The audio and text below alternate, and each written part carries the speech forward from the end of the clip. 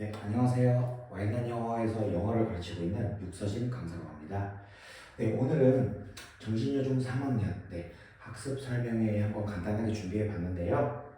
자, 이제 졸업을 앞둔 만큼 이제 고등학교 과정을 진지하게 생각해야 될 때죠. 그래서 자, 앞으로 남은 마지막 중학교 1년 어떻게 보낼지 간략하게 한번 커리큘럼 준비해 봤고요. 자, 그 다음에 3학년 시험도 잘 봐야 되니까 시험이 어떻게 출제되는지, 자, 그 다음 앞으로 고등학교 과정을 위해서 어떤 전략을 이제 생각해야 되는지, 이렇게 총 3가지 한번 같이 살펴보겠습니다. 자, 먼저 간단하게 1분기부터 4분기까지 한번 준비해 봤고요. 표에서 보이시면 뭐 간단해 보이죠? 그렇지만 결국은 뭐 똑같습니다. 어쨌든 단어, 문법, 어법, 독해 항상 가지고 가는 거죠. 짧게는 수능 볼 때까지, 그렇죠? 길게는 뭐 경우에 따라서는 대학교 가서도 계속 공부를 해야 되는 부분이기 때문에 이 부분은 앞으로 계속 가져간다고 보시면 될 것 같아요. 자, 이렇게 계속 같이 공부를 하지만 당연히 내용은 고1, 2 수준을 굉장히 좀 심도 있게 이제 다루기 시작해야 될 때입니다. 자, 그 다음 4월에서 7월이 되면은 3학년도 피할 수 없죠. 내신 시험을 봐야 되는데요. 정신여중은 1학기 때 중간, 기말 다 봅니다. 다 보고요. 2학년 때와 마찬가지로 똑같이 해당 범위 내용을 굉장히 철두철미하게 공부하고 그 다음에 많은 문제풀이를 통해서 연습을 하게 됩니다. 자, 그런데 미리 말씀드리자면 3학년은 외부 지문의 비중이 매우 높아요. 그래서 우리가 이 문제를 풀 때 기출문제를 준비를 해서 풀어도 결국은 몇 문항 못 풀게 되죠. 외부 지문은 그때마다 다르니까요. 그래서 외부 지문에 대한 자체 제작 문제를 통해서 똑같이 많이 풀고 있습니다. 자, 그 다음 7월에서 9월이 되면요. 단어, 문법, 심화, 독해 전체적으로 다 조금 더 깊은 내용을 공부하게 돼요. 그럼 깊은 내용은 뭘 공부하냐? 고1 모의고사 풀이를 하는데 영작이 이제 무조건 필수적으로 고1 또는 고2 수준, 조금 더 잘하는 학생은 수능 기출 문장까지 저희가 클린 시간에 항상 영작을 연습하고 있습니다. 당연히 전체 학생 다 단어, 구문, 고등학교 1년 수준을 하게 되고요. 대부분 클리닉 시간을 통해서 시험을 보고 채점받고 틀린 문장은 반드시 스스로 다시 맞는 답을 쓸 때까지 계속해서 조효 선생님과 할 겁니다. 그 다음 모의고사 풀이하고 분석하죠. 자, 그런데 중2와 다르게 중3 때는 이 논리 과정에 입각한 그리기를 많이 하게 됩니다. 2학년 때는 문장 구조에 조금 초점을 맞춰서 모의고사 풀이를 했다면 3학년은 이제 곧 고등학생이니까 글이 어떻게 전개가 되고 그 다음 답의 근거를 어떤 논리 관계로 골라야 되는지 그거에 초점을 맞춰서 진행하게 됩니다. 자, 그 다음 마지막 겨울 4분기죠. 4분기는 중간고사는 안 보고요. 기말고사만 봐요. 흔히 졸업고사라고 하죠. 그래서 이 기말 준비도 철저하게 연습을 합니다. 자, 기말이 끝나면 이제 고등학교 과정에만 집중을 해야 되고요. 역시나 이 영작에 굉장히 많은 힘을 주게 돼요. 내가 그동안 1, 2학년 지나오면서 단어, 문법 또는 구문 소홀히 한 학생들은 여기서 굉장히 힘들어하죠. 그렇지만 그동안의 커리큘럼을 잘 따라왔다면 고등학교 문장을 해도 충분히 잘 따라오는 학생들이 대부분입니다. 그래서 모든 학생이 다 단어 구문과 더불어서 모의고사 풀이도 굉장히 세밀하게 진행하게 되는데요. 당연히 대부분 고1 수준에 맞춰서 고1 지문을 계속해서 풀게 됩니다. 그래서 평가원, 그 다음 교육청 모의고사 모두 다 풀어서 최소한 한 2개년치는 풀고 고등학교에 입학할 수 있도록 그렇게 저희는 준비를 하고 있어요. 자, 그러면 이제 3학년 시험을 봐야 되는데 이번에 마지막 시험인 졸업고사는 어떻게 나왔는지 한번 여기 표를 통해서 한번 확인해 볼게요. 물질은 28문제입니다. 네, 조금 적은 편이긴 한데요. 특이한 점은 3학년은 본문은 5, 6과 두 가지만 문법이 이번에 4거에서 낸다고 했어요. 문법만요. 그러니까 5, 6과는 본문이랑 문법 다 나오고 7, 8과는 문법만 나온다고 했습니다. 네, 그래서 결국엔 2파트씩 해서 3학년들은 문법을 총 8파트를 공부를 했어야 되는 상황이었습니다. 자, 그 다음 3학년의 특징은요. 이 외부 지문 프린트 굉장히 길이가 길어요. 1학기 때도 굉장히 길었습니다. 그래서 외부 지문이 매우 길고 그만큼 학습하는데 시간이 오래 걸리겠죠? 그래서 이번 졸업고사는 5-1, 6-1 이렇게 프린트 2개를 준비해 주셨고요. 학교에서 각각 건축물과 그 다음에 다들 아시죠? 스티브 잡스의 그런 자서전 그런 내용이었습니다. 그런데 여기 보시면 아시겠지만 제일 많은 문항수를 차지하고 있어요. 그 다음에 학교 프린트에서 나눠준 어휘는 총 60개, 그 옆에 예문도 60개였는데요. 외부 지문 다음으로 많은 문항이 출제되고 있죠. 자, 이런 걸 봤을 땐 이제 학교 측에서도 곧 고등학교로 가니까 조금 긴 지문에 익숙해지고 조금 어휘를 조금 마지막으로 조금 힘을 주지 않았나 이렇게 싶습니다. 네. 자, 그러면 다음 화면에서 넘어가 보시면 결국은 뭐 똑같습니다. 중학교는요, 학년 불문 가장 기본은 뭡니까? 네, 교과서 내용이죠. 교과서 내용엔 대화문과 본문 무조건 나오죠. 당연히 1, 2학년 때와 마찬가지로 최대한 꼼꼼하게 공부를 해줘야 되고요.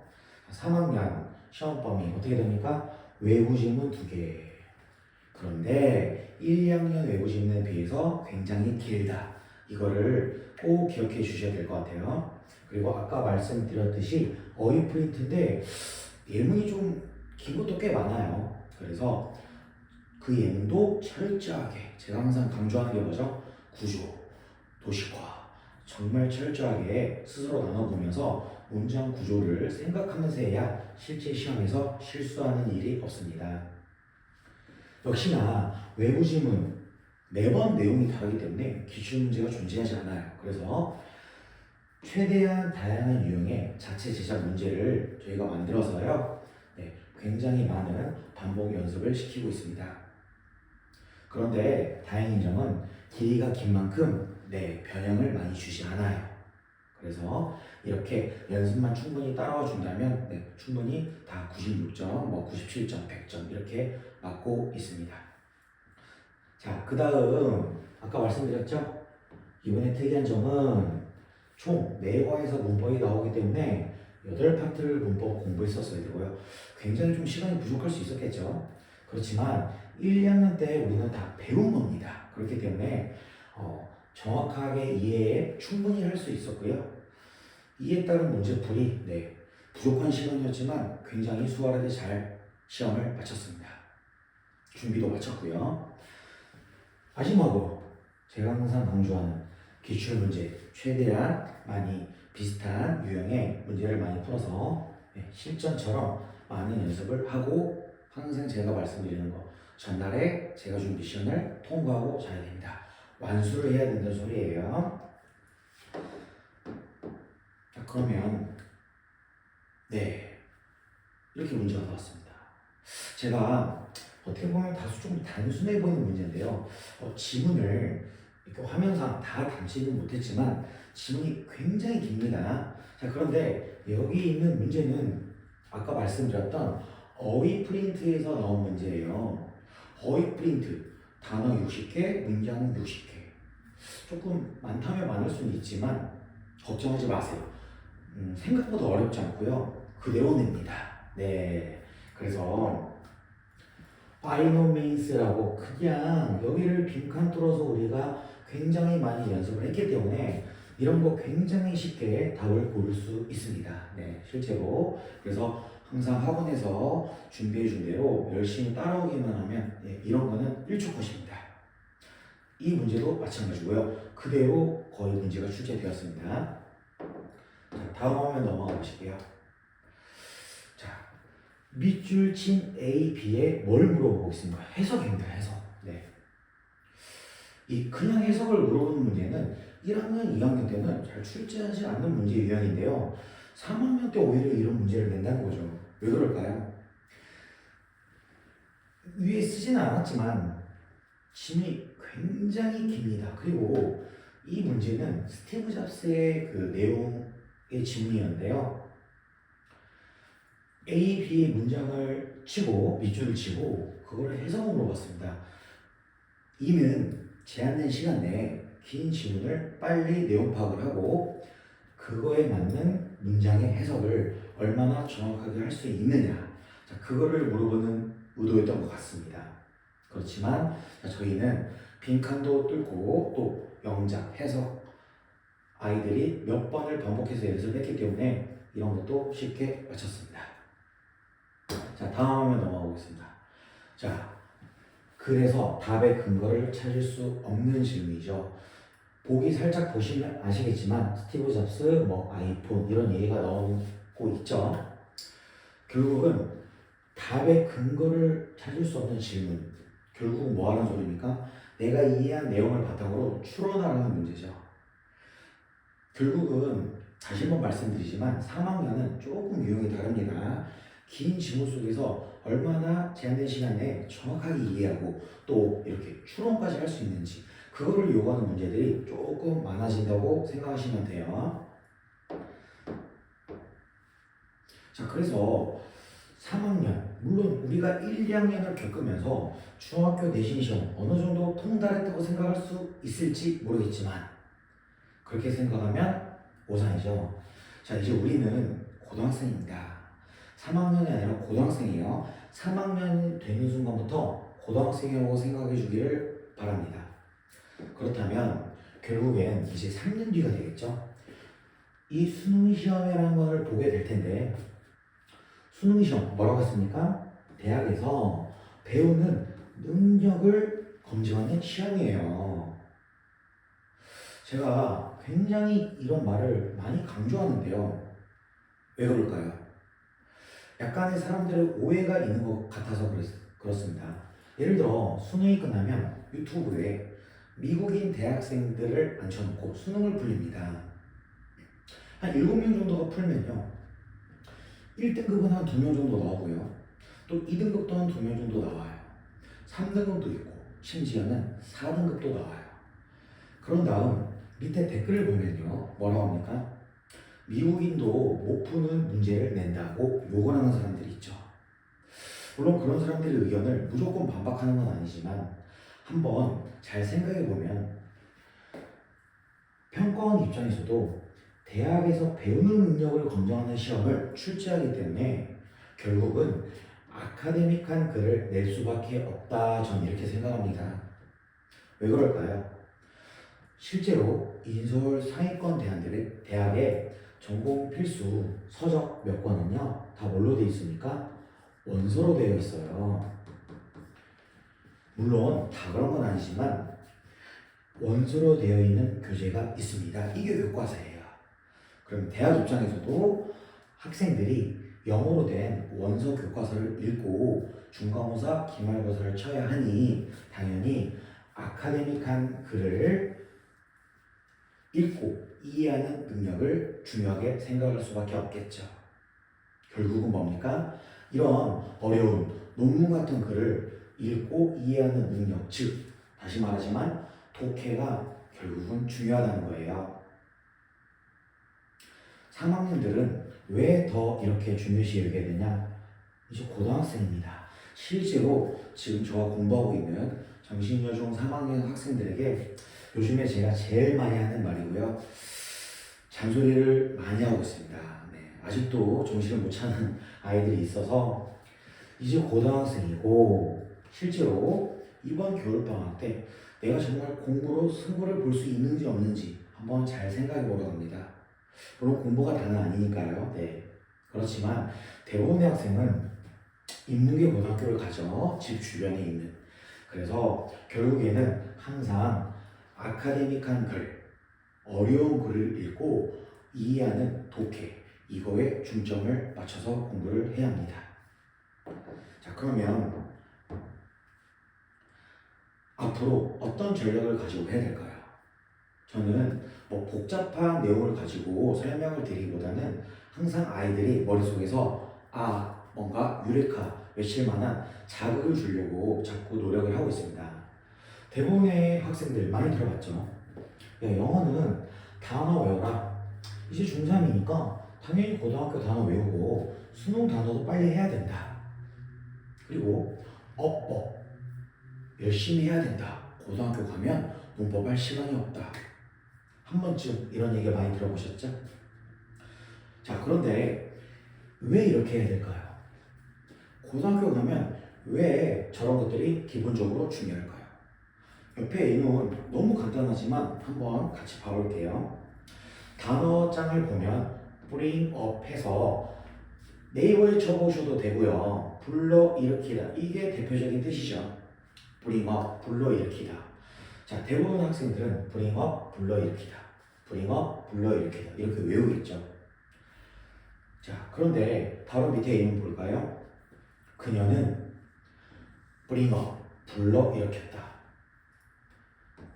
누구를? 3명의 아이들을. 3명의 아이들을 불렀다는 소리인가? 갑자기 헷갈리기 시작합니다. 밑에 있는 문장도 보겠습니다. 자, 그녀는 bring up, 불러일으켰다를 그녀의 점심을요. 이거는 확실히 이상하죠. 결국은 아이들이 단어장 또는 네이버를 쳐봤을 때 가장 앞에 나오는 단어만 먼저 외우게 됩니다. 왜요? 빨리 끝내고 놀려고요. 그런데 이 문장에서 보다시피 여기서의 뜻은요, 기르다이고요. 즉, 양육하다가 되겠죠. 얘는 뭘까요? 불러일으키다, 양육하다, 다 안 맞죠? 얘는요, 토하다예요. 네. 자, 그러면 불러일으키다, 양육하다, 토하다 다 외워야 될까요? 물론 암기력이 좋으면 다 외워도 됩니다. 그렇지만 뭐가 중요할까요? bring up, 가져오다, up, 위로. 아이들을 위로 가져오는 겁니다. 뭡니까? 키우는 거죠. 뭔가 키가 크는 그런 느낌이 들죠. 자, 두 번째, 내가 먹은 점심을 위에서 위로 불러일으키고 가져오는 겁니다. 뭐 한다는 소리입니까? 입 밖으로 토해내는 소리죠. 제가 드리고 싶은 말씀은 결국은 이 단어 뜻은 당연히 외우지만 항상 문장 문맥에 맞게 이미지화를 하는 게 굉장히 중요하다는 점을 강조드리고 싶습니다. 자, 다음 화면에서도 한번 확인해 볼게요.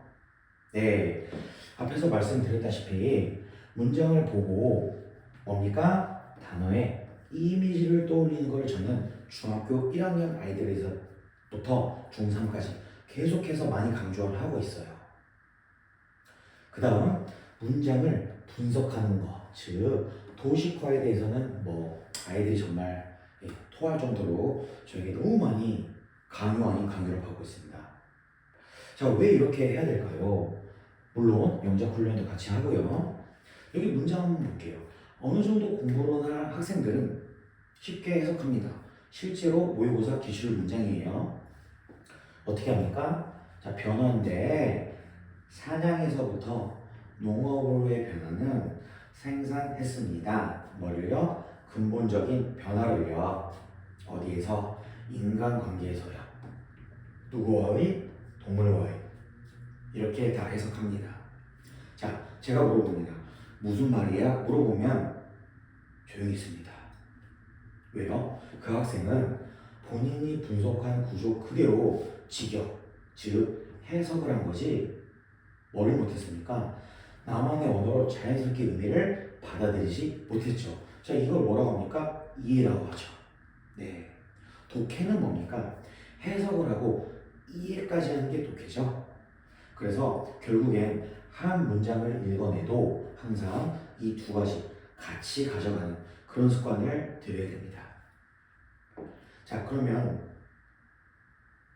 다음 화면에서 한번 확인을 해보시면 이제 곧 겨울방학이 지나면 고등학교에 입학을 하게 될 텐데 뭐가 중요할까? 학생들에게 굉장히 많이 생각해 보라고 강조하는 질문입니다. 자, 우선 저는 영어를 가르치기 때문에 영어만 얘기할게요. 중2부터 중3까지 모의고사를 나름 많이 풀었습니다. 당연히 교육청부터 평가 이런 모의고사 많이 풀었는데요. 자, 그동안에는 뭔가 구문, 또 단어, 그런 문장, 즉 미시적인 측면에 접근했다면 이제는 글을 조금 어떻게 봐야 되니까 거시적으로 보는 연습을 해야 될 때예요. 물론 단어 암기 꾸준히 하고 구문 연습 열심히 한 친구는요 이것도 쉽게 되겠죠. 그런데 안타까운 점은 단어를 정말 많이 알고 구문도 열심히 했는데 이 친구는 3등급이고요. 단어 많이 안 외우는데도 2등급, 1등급이 나오는 친구들이 있습니다. 정말 억울하겠죠. 열심히 한 친구한테는. 자, 저는 그렇게 생각합니다. 물론 언어력도 많은 이유가 되겠지만 언어력이 똑같다는 전제 조건 하에서는 결국은 평가원이죠. 네, 수능 출제 기관, 즉 출제위원님들이 의도하는 그런 과정이 숨어 있다는 거죠. 결국은 이 글의 논리 구조대로 우리가 읽어내야 되는 겁니다. 분명히 지문을 읽다 보면 어려운, 즉 하다한 문장이 있고요. 그 뒤에 또 쉬운 문장도 있고요. 또 쉬운 문장 나오고 또 어려운 문장 나오고 어려운 문장 나오고 이런 식으로 섞여 있다는 거죠. 그렇지만 결국엔 이거는 다 뭡니까? 같은 말이에요. 그래서 제가 아이들한테 강조하고 있는 건 보통 어떻습니까? 어려워요. 계속 읽죠. 그렇죠? 쉬워요. 쉬우니까 그냥 넘어가요. 어려워요. 또 어려워요. 또 계속 읽어요. 그러다 글이 끝나요. 그리고 대충 가로로 찍습니다. 보통 4등급, 5등급 나오는 친구들이 이렇게 하고 있는데요. 이거를 방지하고자 저는 논리관계, 즉 기본적으로 이 5가지를 강조하고 있어요. 자, 여기서 제가 중요하게 강조하는 부분은요. 당연히 인과관계입니다. 모든 글은 인과관계고 실제로 절대평가로 바뀌고 난 후 출제 그런 평가원 교수님들께 교육청에서 내린 지침 중에 하나가 뭡니까? 인과관계를 통해 학생들이 글을 논리적으로 읽을 수 있게끔 내라 이렇게 출제를 하라고 시키고 있습니다. 자, 인과관계랑 전후관계랑 묶었죠? 네, 똑같습니다. 똑같아요. 자, 그 다음 또 중요한 거 재진술이죠. 재진술은 뭡니까? 앞에 했던 말을 뒤에 똑같이 한다는 거예요. 자, 제가 왜 이 2가지를 강조하냐? 결국은 모든 글은 반복을 했다는 것은 결국 뭡니까? 주제예요. 네. 왜 어머니들이 공부해라 합니까? 중요하니까요.